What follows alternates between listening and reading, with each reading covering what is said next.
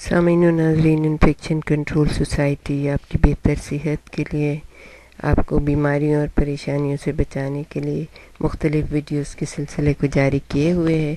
ہم بچوں کی صحت کے بارے میں آپ سے گفتگو کر رہے تھے۔ نوزائیدہ بچے جو ہوتے ہیں بہت ہی نازک ہوتے ہیں، ان کی بہت زیادہ کیئر کرنی پڑتی ہے، اور ان کو ہر قسم کے انفیکشن سے بچانے کے لیے آپ کو ذہنی طور پہ اور جسمانی طور پہ پورا تیار ہونا ہوتا ہے، اور بہت ہی اسٹرگل بھی کرنی پڑتی ہے۔ ہم بچوں کے بارے میں جیسے ہم نے آپ کو بتایا تھا کہ بچے مختلف قسم کی بیماریوں کا شکار ہو جاتے ہیں، اور بعض ان میں بہت ہی سیریس ہوتی ہیں، اور ان کو سیریس لیا بھی جانا چاہیے۔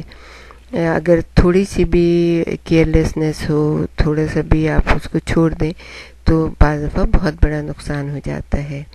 تو ہم آپ کو یہ بتائیں گے سرسام اور دماغ کی سوزش کے بارے میں، کہ سرسام جو ہے وہ ایک خطرناک انفیکشن ہے جو دماغ کی جھلی میں سوزش پیدا کر دیتا ہے۔ یہ مخصوص قسم کی جراثیم سے پیدا ہوتا ہے۔ اس کی ابتدائی علامات میں اچانک بخار اور دودھ وغیرہ لینے کی رغبت کا خاتمہ ہے۔ بعض اوقات اگر بچہ بہت چھوٹا ہے تو بخار بھی نہیں ہوتا۔ اگر بچہ زیادہ سوئے، اونگتا رہے اور فیڈ لینے سے گریز کرے تو فوراً ڈاکٹر کو دکھائیے۔ کچھ بڑے بچوں میں بخار، سر درد اور گردن کی اکڑن اس کی علامات ہوتی ہیں۔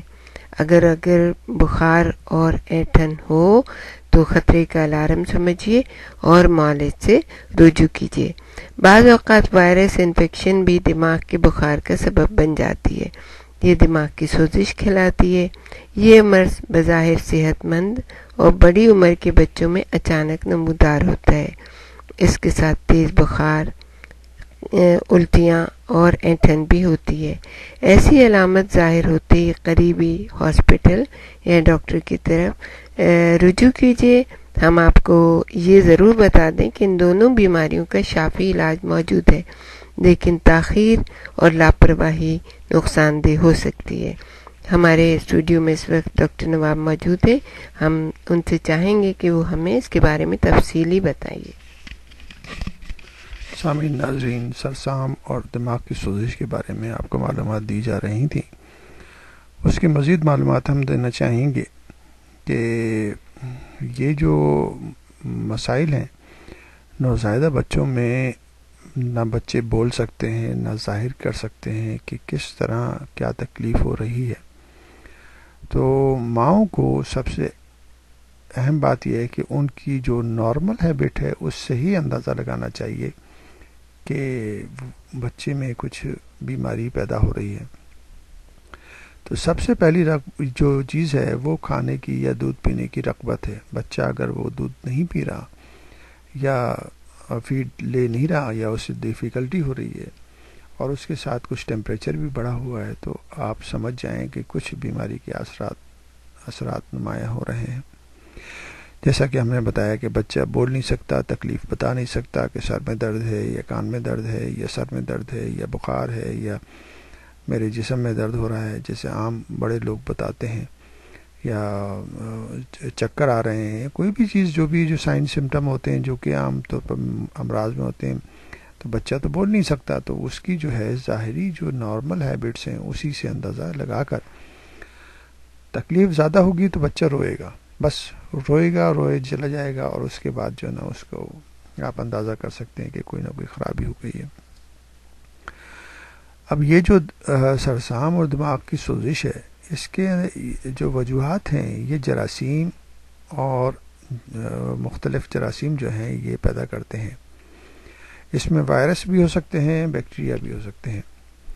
وائرس اور بیکٹیریا جسم کے اندر داخل ہو کر جسم کی سرکولیشن میں چلے جاتے ہیں، اور سرکولیشن میں جانے کے بعد وہ بیماری کو مزید بڑھاتے ہیں۔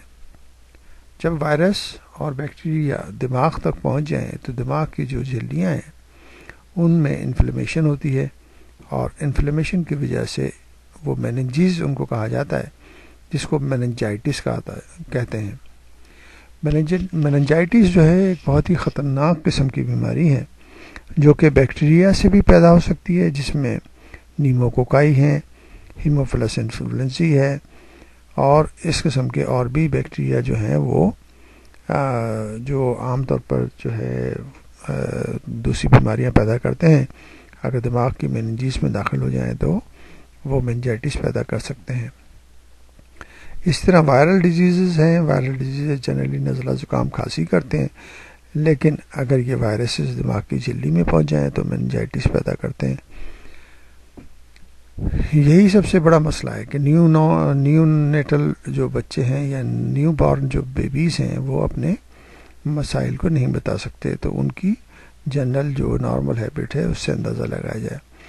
بڑے بچوں میں بخار ہے یا سر میں درد ہے، بڑے بچے بتا سکتے ہیں، اور اس کے بعد میننجائٹس وغیرہ میں گردن کی اکڑن ہے یا جھٹکے پڑنے کی بیماری ہے، یہ جھٹکے جو ہے بچوں میں بھی پڑ سکتے ہیں اور بڑوں میں بھی پڑ سکتے ہیں۔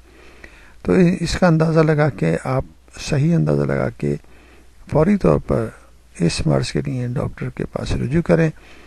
ڈاکٹر جو ہے پہلے اپنے طور پر میڈیسن دے کے اس کو کنٹرول کرنے کی کوشش کرتے ہیں، لیکن اگر اس سے کنٹرول نہیں ہوتا تو کمر کے ذریعے پانی نکالا جاتا ہے جسے سیریبرو اسپائنل فلوئڈ کہا جاتا ہے، اور وہ لیبارٹری بھیجا جاتا ہے۔ لیبارٹری بھیج کے صحیح معلوم کیا جاتا ہے کہ کون سا وائرس، کون سی بیکٹیریا جو ہے وہ میننجائٹس کی وجہ بن رہی ہے۔ تو اس لیے اس میں ٹائم ضائع نہیں کرنا ہے، اور ٹائم اگر ضائع کیا گیا تو مزید کمپلیکیشن، مزید پیچیدگیاں پیدا ہو سکتی ہیں جو کہ جان لیوا بھی ثابت ہو سکتی ہیں۔